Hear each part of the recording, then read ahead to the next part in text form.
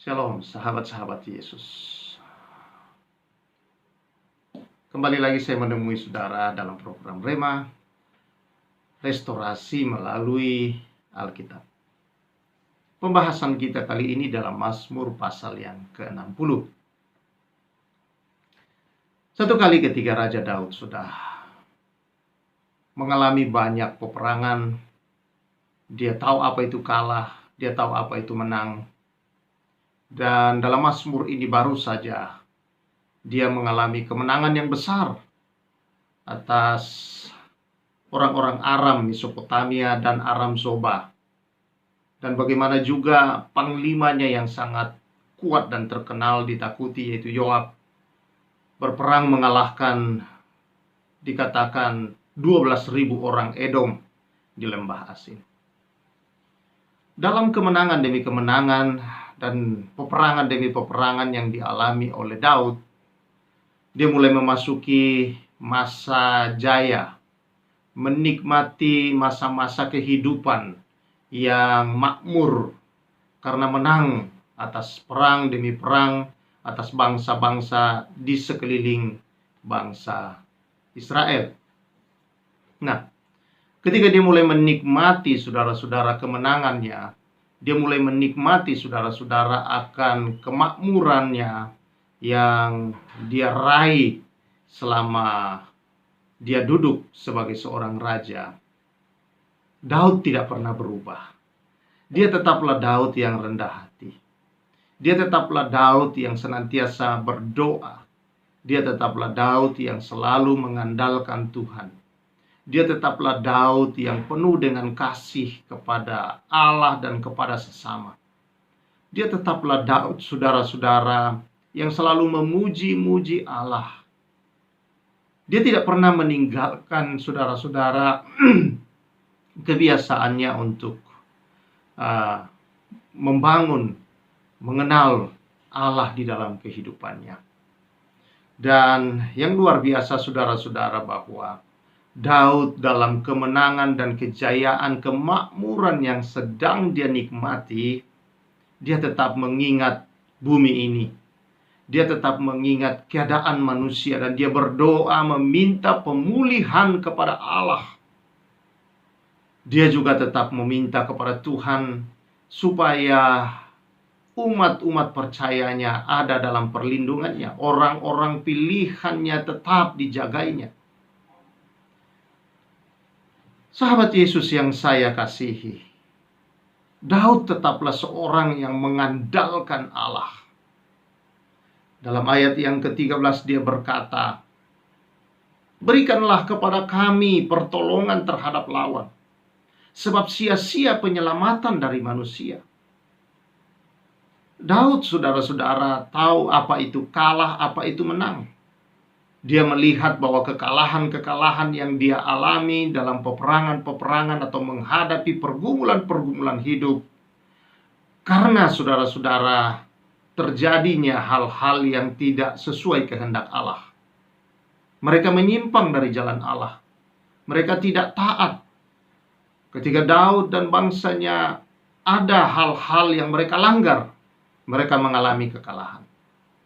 Tetapi ketika Daud mengandalkan Tuhan sepenuhnya, ketika Daud, saudara-saudara, senantiasa berharap di dalam Allah, memuliakan Allah, berdoa, dan memohon pertolongan-pertolongan Allah, kemenangan demi kemenangan dia alami.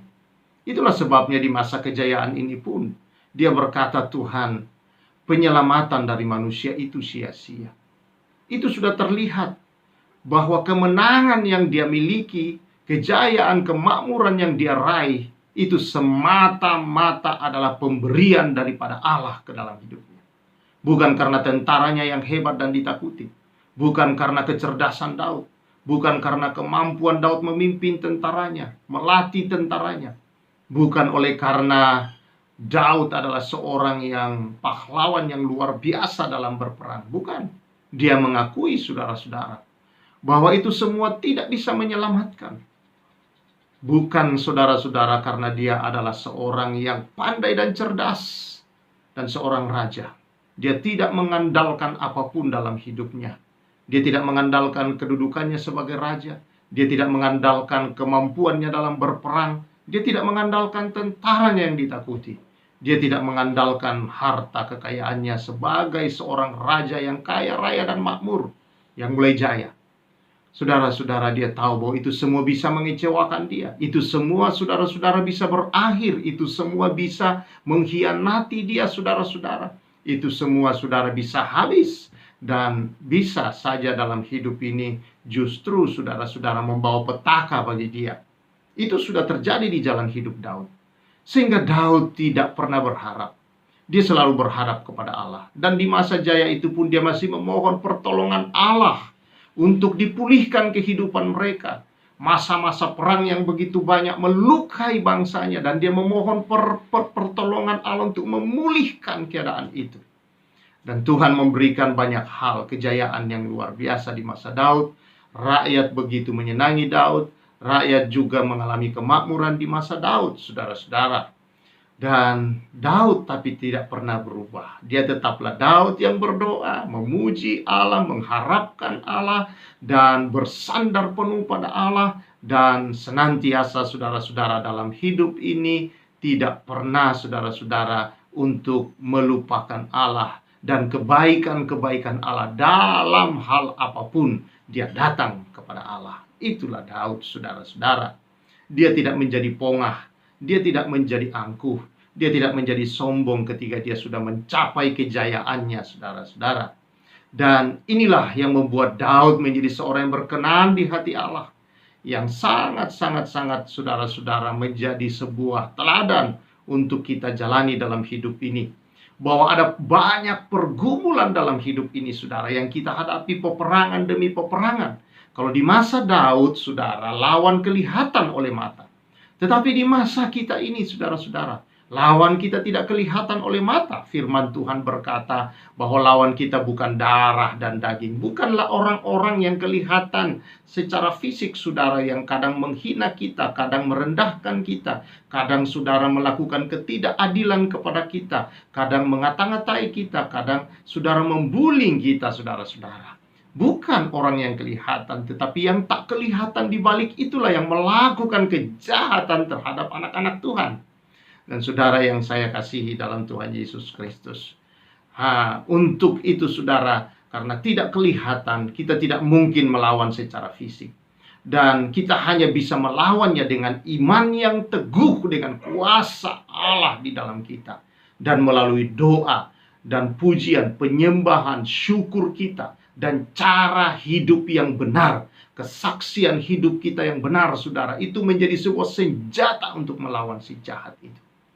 Dan selama kita tetap bersandar dalam Allah, saudara, sama seperti Daud. Daud berkata, ayat 14, dengan Allah akan kita lakukan perbuatan-perbuatan gagah perkasa, sebab ia sendiri yang akan menginjak-injak para lawan kita.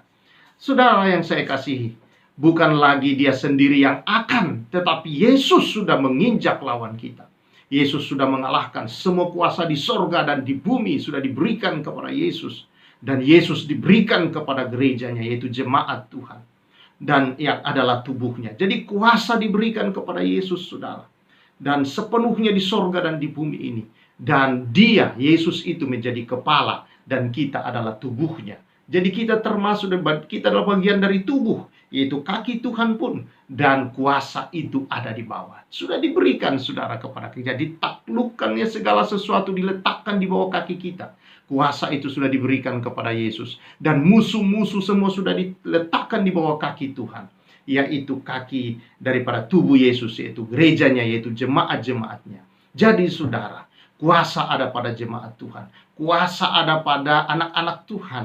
Dan iblis ada di bawah kaki daripada jemaat atau orang-orang percaya. Jadi, saudara yang saya kasihi dalam Tuhan Yesus, kita sudah diberi kemenangan dalam hidup ini, saudara.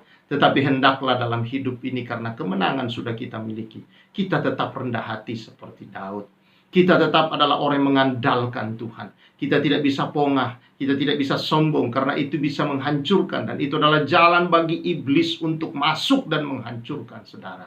Karena itu, apapun keberhasilan yang kau alami dalam hidup ini, atau saudara, kegagalan-kegagalan, atau saudara-saudara, pergumulan-pergumulan yang kau hadapi, yang selama ini saudara-saudara yang kau lewati.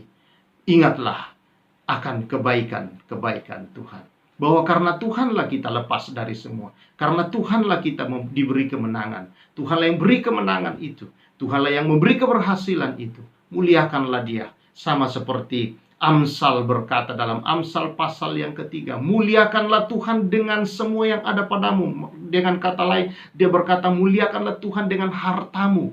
Dalam arti semua apapun yang kau raih di dalam hidupmu ini, muliakanlah Tuhan, saudara. Karena itu adalah pemberiannya, anugerahnya yang diberikannya. Tanpa Dia sebenarnya tidak ada yang bisa dicapai oleh manusia. Kalau manusia mencapai hal yang besar saat ini, saudara, itu karena Allah sudah berjanji ketika Dia mengacaukan Babel, saudara-saudara. Sebelum Dia mengacaukan Babel, saudara, dengan bahasa dan menyerahkan seluruh orang-orang ke seluruh dunia untuk mengelola dunia dan membangun dunia ini, saudara, Tuhan telah berkata, ketika Dia melihat menara Babel, Dia berkata, ini baru permulaan daripada apa yang dikerjakan manusia. Mulai dari sekarang, apapun yang dikerjakan manusia akan berhasil. Jadi kalau manusia berhasil, saudara, dengan segala yang dicapai di dunia ini, itu adalah pemberian Allah. Entah manusia mengakuinya atau tidak mengakuinya, tapi Allah lah yang telah memulainya. Ketika Allah memberi bahasa, di berbagai macam bahasa, membawa manusia terserak ke seluruh bumi, adalah untuk memenuhi bumi. Itulah rancangan Allah. Dan untuk memenuhi bumi dengan kemuliaannya, dan memenuhi bumi dengan kreativitasnya yang luar biasa. Walaupun manusia tidak mau mengakui, tapi saudara, kita harus ingat bahwa itu semua datang dari Allah. Haleluya. Jadi kalau engkau berhasil dalam hidup ini, saudara-saudara ingat, bukan karena kuat gagahmu, tapi karena Tuhan yang telah mengaruniakan. Karena itu, semakinlah engkau menyembah Allah, semakin hiduplah kita untuk memuliakan Allah dalam segala hal yang sudah dikaruniakan kepada kita di bawah kolong langit ini, saudara. Karena apa, saudara? Karena itu semua hanya kita alami di sini. Kalau kita sudah tinggalkan, kita tidak bisa membawa apa-apa. Kita datang telanjang, kita akan pulang telanjang juga, saudara. Saudara tidak bisa membawa apa-apa pun ke hadapan Tuhan sana. Karena itu, saudara, muliakanlah Dia dalam semua itu. Di dalam umur yang Tuhan berikan di bawah kolong langit ini, maka berbahagialah, bersukacitalah hidupmu senantiasa. Karena bersama dengan Tuhan, engkau masih akan melakukan banyak perkara-perkara yang besar, saudara. Jangan putus asa. Apa yang kau capai sekarang ini, saudara, belumlah daripada apa yang disediakan oleh Allah. Masih banyak perkara-perkara besar. Karena itu andalkan Tuhan terus. Berharap terus kepada Tuhan. Berdoa. Berjalan bersama Tuhan. Engkau akan melihat musuh-musuh diinjak-injak oleh Allah itu. Dan saudara, engkau akan melihat keberhasilan demi keberhasilan. Berkat penyertaan Tuhan yang nyata di sepanjang hidupmu. Haleluya. Itulah Allah kita, saudara. Allah dalam kegagalan, dalam keberhasilan yang tidak berubah. Dia tidak berubah, selalu menyertai, selalu bersama kita, sekali-kali tidak meninggalkan, dan sekali-kali tidak membiarkan kita, saudara. Tetapi senantiasa Dia nyatakan anugerah, perlindungan, penyertaannya, dan Dialah Allah yang selalu memberkati di sepanjang jalan kehidupan kita. Haleluya. Biarlah kebenaran ini menjadi berkat bagi kita semua, saudara, yang membawa kita untuk senantiasa sebagai seorang yang memuji Allah dalam kerendahan hati, dalam situasi apapun. Ketika kita berada di bawah dan ketika kita di atas, kita tetap adalah anak-anaknya yang tidak berubah, tetapi senantiasa sebagai anak-anak yang penuh kasih dan penuh kerendahan hati, yang senantiasa memuji, memuliakan Allah dalam perkataan, dalam perbuatan, tindakan kita sehari-hari. Terpujilah Dia. Tuhan memberkati, menyertai saudara, melimpahi saudara dalam segala hal hidupmu, dan yang tidak pernah meninggalkan engkau. Saya Pastor Samuel Azaria Rapa menyampaikan salam restorasi.